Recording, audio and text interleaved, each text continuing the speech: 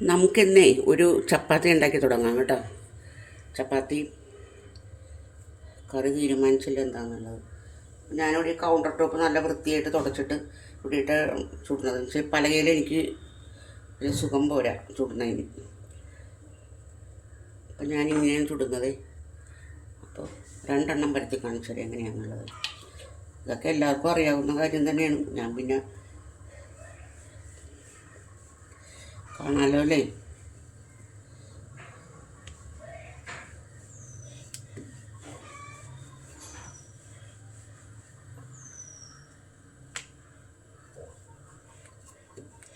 Counter ടോപ്പിലാകുമ്പോഴത്തേക്ക് എനിക്ക് speed കിട്ടും ഇതാക്കാനായിട്ട്.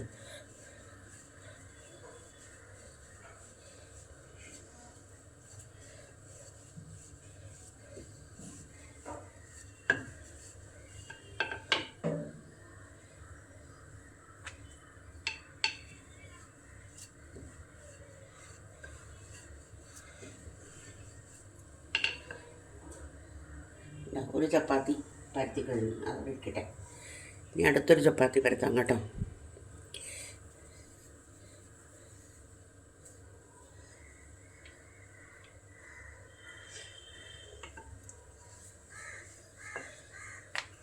ആരെങ്കിലും ഒരാൾ നമുക്ക് പരത്തി തരാനുണ്ടെങ്കിൽ ചുടാൻ നമുക്ക് ഇഷ്ടമാണ്.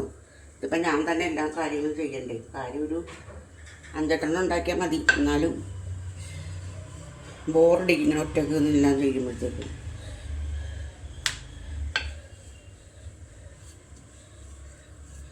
ശരിക്കും റൗണ്ട് ഷേപ്പൊന്നും വരില്ല കേട്ടോ ഞാൻ ചപ്പാത്തി പരത്തുമ്പോഴത്തേക്ക്.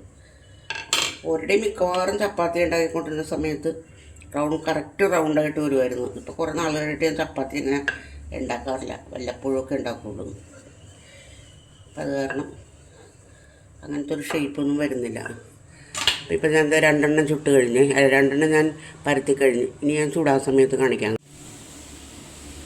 ഞാൻ സ്റ്റൗ കത്തിച്ച് പുക വരാൻ തുടങ്ങിയിട്ടുണ്ട്. ഇപ്പം നമുക്ക് ചപ്പാത്തി ഇട്ട് കൊടുക്കാം കേട്ടോ.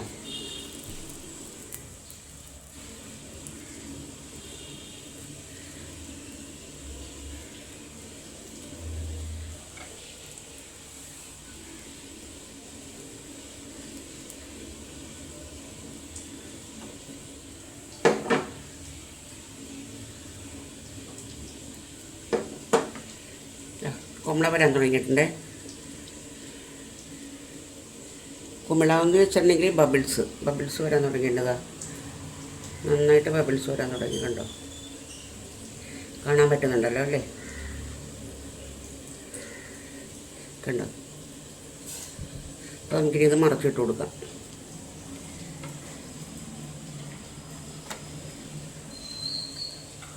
സ്വല്പം എണ്ണ കട്ടി കൊടുക്കാം കേട്ടോ.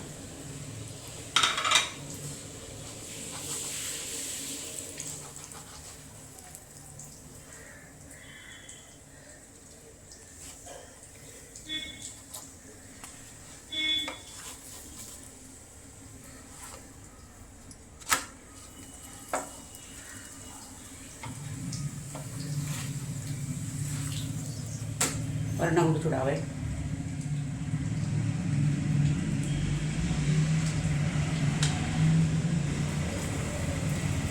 ഒരെണ്ണം കൂടി ചൂടാട്ടോ.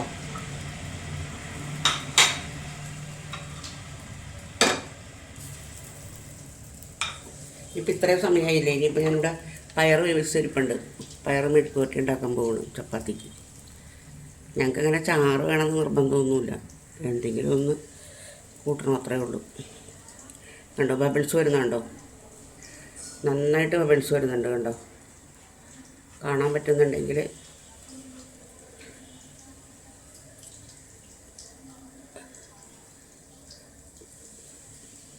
കണ്ടോ, അടുപ്പിച്ച് കാണിച്ചു തരാം. കണ്ടോ, നമുക്കിത് മറച്ചിട്ട് കൊടുക്കാം.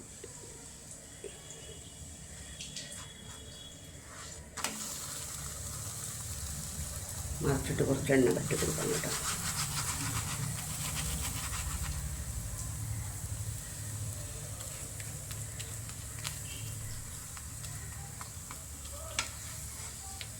നമ്മുടെ ഗ്യാസ് സ്റ്റൗവിന് ഒരു വലിയ പ്രശ്നമാണിത്. അത് സൂക്ഷിച്ചില്ലെന്നുണ്ടെങ്കിൽ ഇത് കയറി അടുക്കി പിടിക്കും.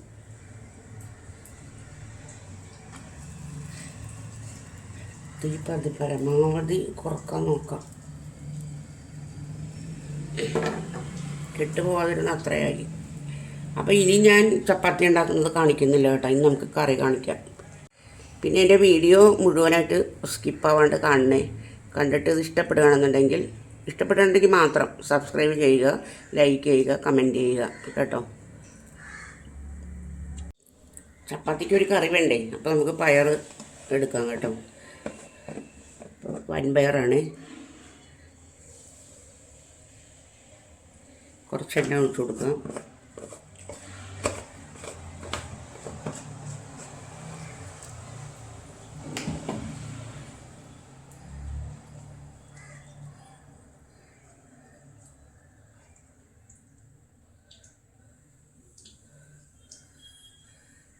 ഇത് നമുക്ക് ഉള്ളി ഇട്ട് കൊടുക്കാം കേട്ടോ.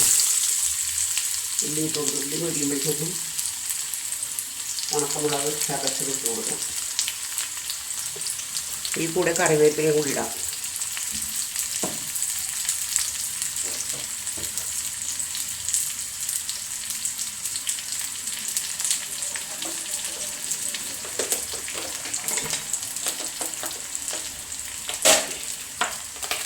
പയറിന് കുറച്ച് ഉപ്പ് കുറവാണ്.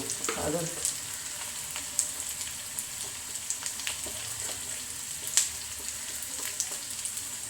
ഇത്ര കൂടി ഇട്ട് കൊടുക്കുക.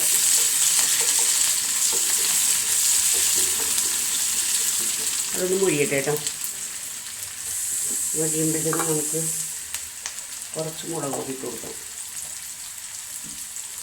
കുറച്ച് മതി, ചപ്പാത്തിക്കല്ലേ. അപ്പോൾ അധികം വേണ്ട.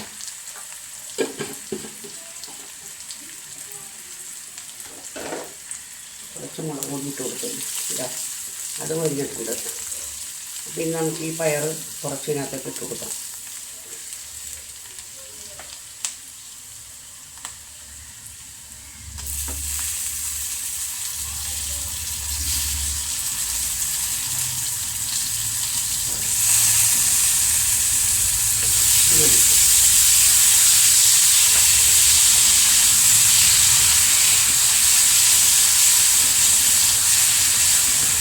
ഉച്ചക്കത്തെ പണി രാവിലത്തെ പണി കഴിഞ്ഞ് ഇന്ന് സൺഡേ അല്ലേ. അപ്പോൾ നമുക്കിന്ന് എന്തെങ്കിലും സ്പെഷ്യൽ ഉണ്ടാക്കാം.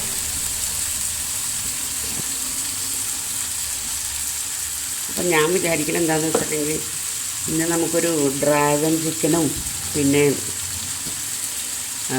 കുറച്ച് നെയ്ച്ചോറ്. ഈ ബിരിയാണി മറ്റത് മറിച്ചതൊക്കെ നമുക്ക് മടുക്കണമല്ലേ. അപ്പോൾ കുറച്ച് അതുപോലെ എനിക്ക് അതിനോടൊന്നും വലിയ താല്പര്യമില്ല. ഫ്രൈഡ് റൈസും ബിരിയാണിയും പിന്നെ ഒരു ഗീ റൈസും ഒരു ഡ്രാഗൺ ചിക്കൻ.